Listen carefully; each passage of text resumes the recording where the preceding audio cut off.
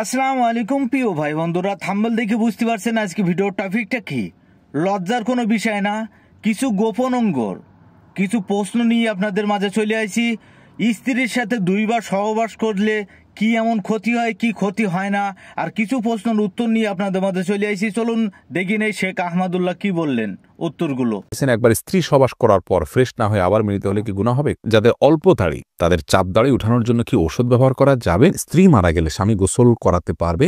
আর কি কি করণীয় আছে স্বামীর জন্য? নারীরা উচ্চ আওয়াজে কোরআন তেলাওয়াত করতে পারবেন কি না? টাক মাথায় চুল লাগানো যাবে কিনা? আমি টয়লেটে থাকা অবস্থায় যদি আজান শুরু হয় তখন কি আজান উত্তর দিতে পারি? খাওয়ার সময় ছেলেদের গোপে পানি বা খাবার লাগলে তাকে হারাম হবে? দাঁত আঁকা বাঁকা সোজা করা যাবে কিনা? যদি শ্বশুর শাশুড়ির সাথে বনিবনা না হয় তাহলে আলাদা থাকলে কি গুনাহ হবে? মহিলারা যদি অজু করা অবস্থায় কোনো পুরুষ দেখে ফেলে তাহলে কি অজু থাকবে? মাঝে মাঝে প্রস্রাবের পর পিচ্ছিল তরল জাতীয় কিছু গেলে কি শরীর বা কাপড় নাপাক হবে? হাতে তালি দেওয়া কি জায়েজ আছে? অনেকে বলে হারাম। এটা ইসলামের বিধান কি? বাজনা ছাড়া নুপুর পরা যাবে কিনা? কন্যা সন্তানকে কত বছর বয়স পর্যন্ত মায়ের বুকের দুধ পান করানো যায়? মেয়েদের কি পশু পাখি জবাই করা জায়েজ আছে? চলি আমরা প্রশ্ন উত্তর দেওয়ার পর্বে। এমনি বাপ্পি জানতে চেয়েছেন, আমি টয়লেটে থাকা অবস্থায় যদি আজান শুরু হয় তখন কি আজান উত্তর দিতে পারি? না ভাই, আপনি অপেক্ষা করবেন, বের হয়ে আজান উত্তর দিয়ে দিবেন। মাহফুজ মুন্না আপনি জানতে চেয়েছেন, খাওয়ার সময় ছেলেদের গোপে পানি বা খাবার লাগলে তাকে হারাম হবে?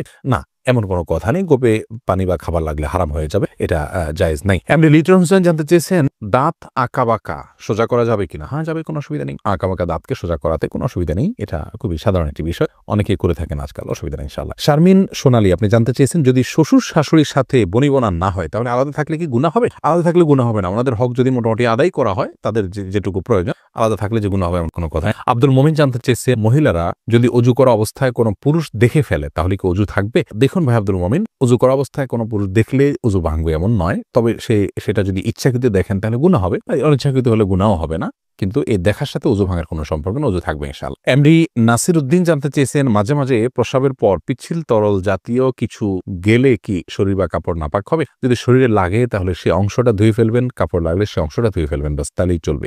নাপাক হবে যেটুকু লাগবে সেটুকু জায়গা। এসেছে হেলাল খান জানতে চেয়েছেন, অজু করার সময় দাঁত থেকে রক্ত বের হলে কি অজু হবে? দাঁত থেকে যদি রক্ত বেশি বের হয়ে যায়, বের হতে থাকে, যার ফলে আপনার থুথু লাল হয়ে যায় এবং লালচে ভাব বেশি থাকে থুতুর মধ্যে, তাহলে সেক্ষেত্রে আপনার অজু হবে না। আর যদি লালচে ভাব কম থাকে, হালকা হলুদ হয়, তাহলে সেক্ষেত্রে অজু হয়ে যাবে। আফরিন সুলতান জান্নাত আপনি জানতে চেয়েছেন, বাজনা ছাড়া নুপুর পরা যাবে কিনা? জীবন আপনি নুপুর পড়তে পারেন যদি সেটাতে বাজনা না থাকে এবং বাহিরে আপনি যখন পরে যাবেন সেটা আপনার পায়ে থাকতে পারে, কোনো অসুবিধা নেই। সাহাবায়ে কেরামের মধ্যে থেকে অনেকে নুপুর পড়েছেন, অনেক মহিলা সাহাবীরা নুপুর পড়েছেন, এরকমটি হাদিস দ্বারা স্পষ্টভাবে আমরা জানতে পারি। জহিরুদ্দিন মোহাম্মদ বাবর জানতে চেয়েছেন, হাতে তালি দেওয়া কি জায়েজ আছে? অনেকে বলে হারাম, এটা ইসলামের বিধান কি? হাতে তালি দেওয়া এটাকে হারাম বলার সরাসরি কোনো সুযোগ নেই, তবে অবাক করা কোনো কিছু, ভালো কিছু দেখলে মুখে সুবহানাল্লাহ বলা, আশ্চর্য হলে সুবহানাল্লাহ বলা, মাশাআল্লাহ বলা, এটা হলো সুন্নাহ, হাতে তালি নয়।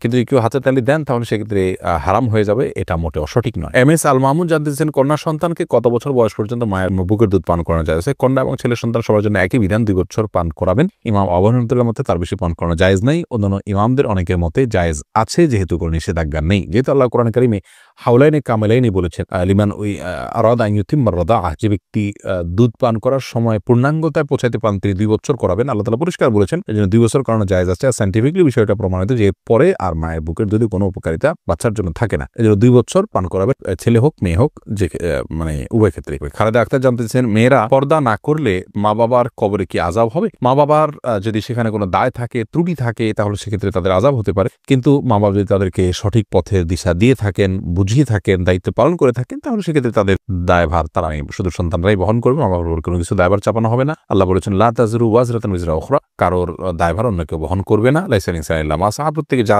করবে তারই তিনি দায় নিবেন। তামান্না ইসলাম সেতু আপনি জানতে চেয়েছেন, মেয়েদের কি পশু পাখি জবাই করা জায়েজ আছে? বোন, অবশ্যই জায়েজ আছে। মুরগি, হাঁস, এই জাতীয় পশু পাখি, গরু, এগুলো জবাই করার ক্ষেত্রে অনেক উদাহরণ আমাদের সমাজে আছে। যেমন ভাই বোন দুজন মিলে একসাথে গরু জবাই করতে পারবেন না শেয়ারে। তারপরে আপনার মেয়েরা গরু বা ছাগল বা কোনো পশু জবাই করতে পারবেন না। গোসল ফরজ অবস্থায় গরু ছাগল জবাই করা যাবে না। স্বামী স্ত্রী একজন ধরবেন, একজন জবাই করবেন, এভাবে করা যাবে না। এরকম নানাবিধ কথা আমাদের সমাজে প্রচলিত আছে, এগুলো সবগুলো ভ্রান্ত ধারণা।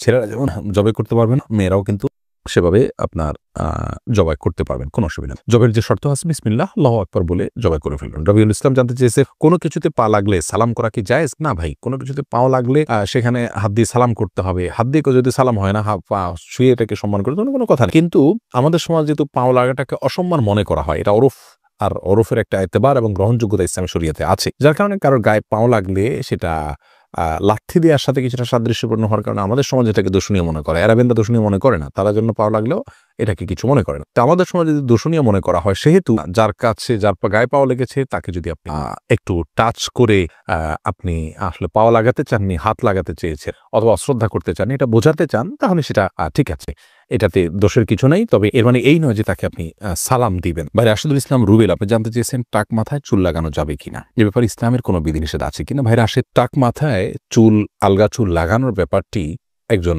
স্বাভাবিক অবস্থায় একজন মানুষের জন্য জায়েজ নাই, কারণ আল্লাহ রাব্বুল আলামিন বলেছেন লা তাবদীলা লিখালকিল্লাহ, আল্লাহর সৃষ্টিতে কোনো প্রকার পরিবর্তন করা চলে না। এখন কারো চুল পড়ে গেছে, তিনি আলগা চুল লাগিয়েছেন, এটা এক ধরনের প্রতারণার মতো। যেমনি ভাবে চুল সাদা হয়ে গেলে সেটাকে কালো করার যে একটা প্রয়াস, প্রবণতা, নিজের বয়স লুকানোর চেষ্টা, অথবা বয়স ছাড়াও অনেক সময় সাদা হয়ে থাকে, তো এই যে নিজের অবস্থার পরিবর্তন করার চেষ্টা, এই জিনিসটাকে ইসলাম ভালোভাবে দেখে না। অতএব এটাকে স্বাভাবিকভাবে রেখে দেওয়াটাই উচিত, এবং এখানে কোনো প্রকার লুকোচুরি করা এটা অনুচিত এবং অসুন্দর। এমডি আব্দুল্লাহ জানতে চেয়েছেন নারীরা উচ্চ আওয়াজে কোরআন তেলাওয়াত করতে পারবেন কি না। ভাই আব্দুল্লাহ, নারীরা উচ্চ আওয়াজে কোরআন তেলাওয়াত করতে পারবেন, তবে সেটি পরপুরুষের কান পর্যন্ত যেন না পৌঁছে সে ব্যাপারে চেষ্টা করতে হবে। নিজের বাসায় করতে পারেন, নিজের ঠিকানায় করতে পারেন। নিজের ঠিকানায় যদি বাসায় যদি দেবর থাকে, অন্য কেউ থাকেন, তাহলে তাদের কান পর্যন্ত যেন আওয়াজটি না যায় সে ব্যাপারে তাকে সচেতন থাকতে হবে। কারণ কোরআন তেলাওয়াতের ক্ষেত্রে কণ্ঠের মধ্যে কোমলতা সৃষ্টি করতে হয়, সৌন্দর্য সৃষ্টি করে তেলাওয়াত করা হলো তেলাওয়াতের আদব। আর সে আদব রক্ষা করতে গিয়ে কিন্তু তিনি কোমল কণ্ঠে, সুন্দর কণ্ঠে পড়তে যাবেন, সেটি পরপুরুষের মনের মধ্যে বাজে চিন্তা আসার কারণ হতে পারে। সেই জায়গা থেকে তিনি জোরে পড়বেন, যদি একাকী থাকেন বা কেউ না শুনে।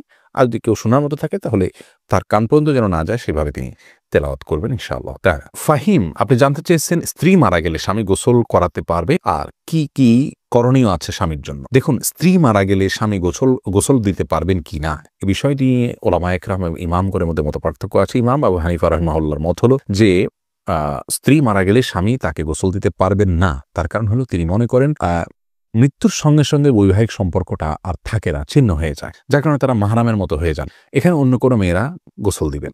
যদিও অন্য ইমামদের অনেকেরই মত হলো যে না, বৈবাহিক সম্পর্ক মৃত্যুর মাধ্যমে ভেঙে যায় না, বরং বৈবাহিক সম্পর্ক তালাক না দিলে সেটি কিয়ামত পর্যন্ত বরং চিরকালের জন্য, অনন্তসীমকালের জন্য এই সম্পর্কটা হয়ে যায়। যার কারণে তাদের দৃষ্টিকোণ হলো যে স্বামী তার স্ত্রীকে গোসল দিতে পারবেন, স্ত্রী তার স্বামীকে গোসল দিতে পারবেন। তো এক্ষেত্রে যদি ভিন্ন কোনো ভালো মহিলা থাকেন যিনি গোসল দিতে পারেন সেটা ভালো, এবং এক্ষেত্রে কোনো অসুবিধা নেই। জোনায়েদ আপনি জানতে চেয়েছেন যাদের অল্প দাড়ি তাদের চাপ দাড়ি উঠানোর জন্য কি ঔষধ ব্যবহার করা যাবে। ভাই সাইদ জোনায়েদ, ঔষধ ব্যবহার করে দাড়ি উঠানো এটা যদি স্বাস্থ্যের জন্য ক্ষতিকর হয়, ক্ষতিকর হওয়ার কথা স্বাভাবিকভাবে, যদি ক্ষতিকর হয় তাহলে কিন্তু এটা করা জায়েজ নাই। আল্লাহ রাব্বুল আলামিন বলেছেন ওয়ালা তালকু বিআইদিকুম ইলা তাহলুকা, তোমরা নিজেদেরকে ধ্বংসের দিকে, ক্ষতির দিকে ঠেলে দিও না। অতএব এমন কোনো ঔষধ ব্যবহার করা যাবে না যে ঔষধ ব্যবহার করলে আমাদের ক্ষতি হতে পারে। আর যদি কোনো প্রকার ক্ষতি না হয় তাহলে সেক্ষেত্রে দাড়ি গজানোর জন্য তিনি যদি কোনো মেডিসিন ইউজ করেন, করতে পারেন, কোনো অসুবিধা নেই। তবে মনে রাখা উচিত আল্লাহ রাব্বুল আলামিন তাকে যেভাবে সৃষ্টি করেছেন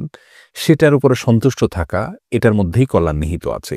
চাপদাড়ি বা গালভর্তি দাড়ি হলে অনেক সুন্দর দেখা যাবে, সন্দেহ নাই, কিন্তু আল্লাহ রাব্বুল আলামিন আমাকে যেভাবে সৃষ্টি করেছেন, আল্লাহর এই ফয়সালায় সন্তুষ্ট হয়ে যাওয়া, এটার ভেতরেও কিন্তু এক ধরনের তৃপ্তি আছে, এর মধ্যে এক ধরনের শান্তি আছে। এই জন্য এই ধরনের পথগুলো অবলম্বন না করা ভালো। কিন্তু যদি স্বাস্থ্যের জন্য ক্ষতিকর কিছু না হয় তাহলে করতে পারে, কোনো নিষেধাজ্ঞা নেই। আব্দুল হামিদ রিপন জানতে চেয়েছেন একবার স্ত্রী সবাস করার পর ফ্রেশ না হয়ে আবার মিলিত হলে কি গুনাহ হবে? কোনো গুনাহ হবে না। তবে মাঝে যদি উজু করে নেওয়া যায় তাহলে সেটা সুন্নাত আদায় হবে, আর না করলেও গুনাহ হবে না।